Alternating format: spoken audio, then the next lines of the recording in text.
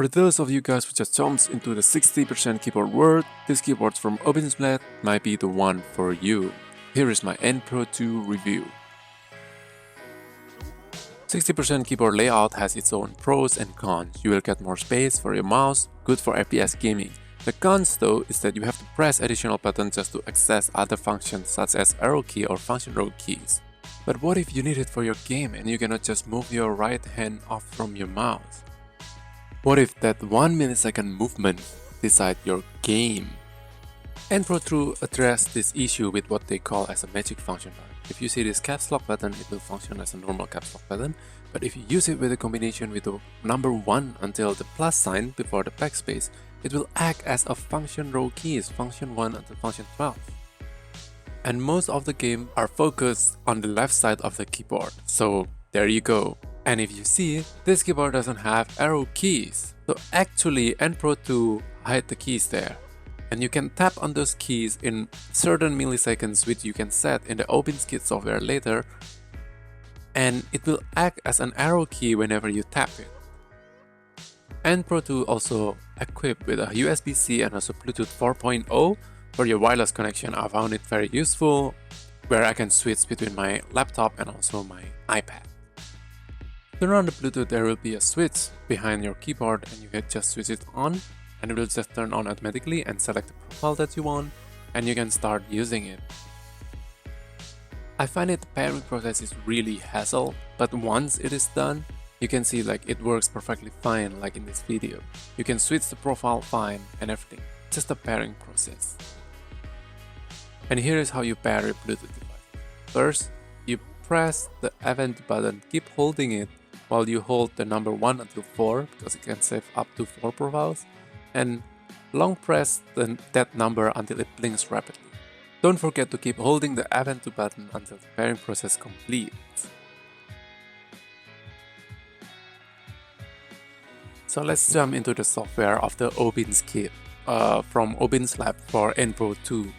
So in here actually you will be greeted with the information of the device model, layout default, a custom default, meaning like it's the factory default of the layout itself. Custom means that you have modified some of the layout in the next section in here.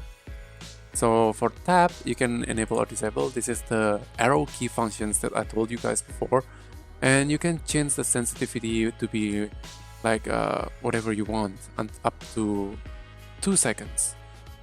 And I just set at 150 milliseconds just because I think like when you are tapping this and you want this function as an arrow keys thing, like that's quite fast, and the tap key combination itself means as it is. So you can hold down with other shift on the left side or control or alt with the arrow keys to jump within sentences, word or letter or whatever you want.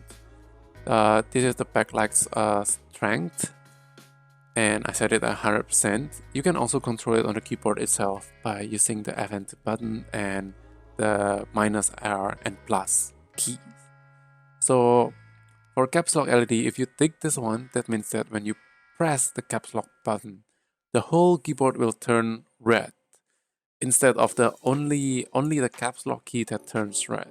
So this one is a better way to let you know that your caps lock is on. And for macro, I disable it because I don't really need it. And next one is magic functions. So this one is the gaming function that I told you guys before. So this will make the caps lock key to act as an FN1 or FN2, or you can even disable it completely as well. And for auto sleep, this one just features to prolong your battery life for your keyboard.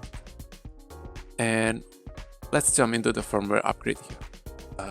This is a good thing to know that the N Pro 2 always get updated frequently.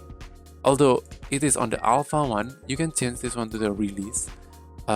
Usually I use alpha because it's updated more frequent. I think that's nice.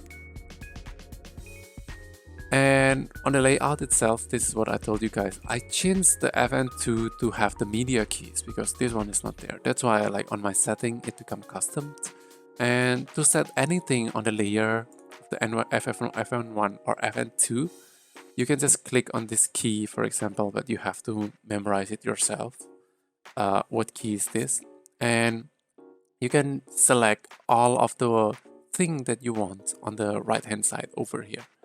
So for example, if you want a keypad, for example, on a numpad, you can just press this one and press 0 in here, for example. And when you download it, it will download the profile to your keyboard and it will memorize it.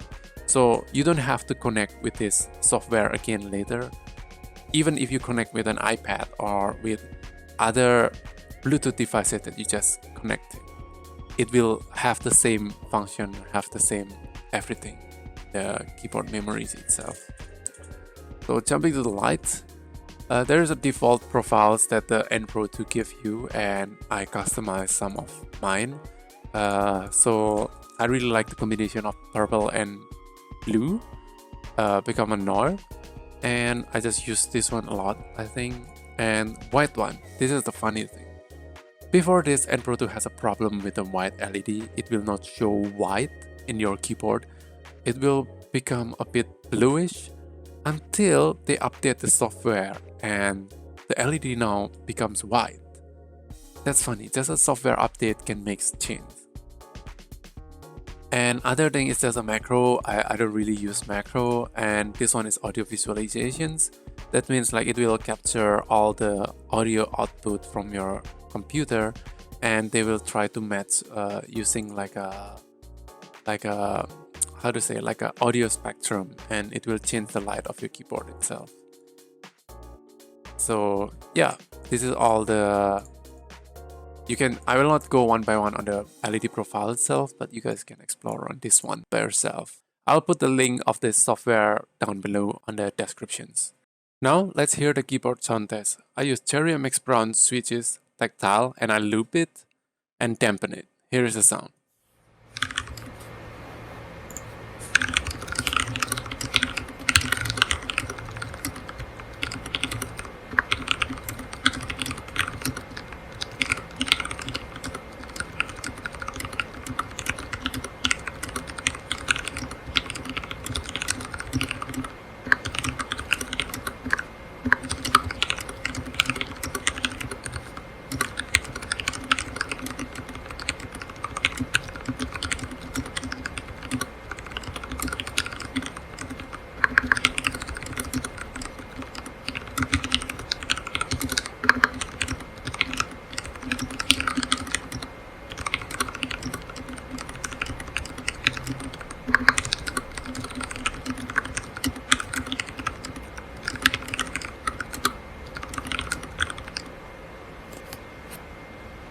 Now, let's jump into the conclusion. N Pro 2 is a very versatile keyboard. They have implemented all the functions correct.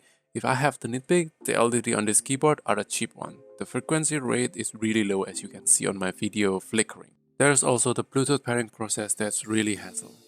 I have to repeat it many times to get it correct. But in the end, I will still recommend this keyboard. If you're looking for a 60% keyboard without losing all the full-size keyboard functionalities, this is the one. If you enjoy my video, don't forget to like and subscribe. Thank you.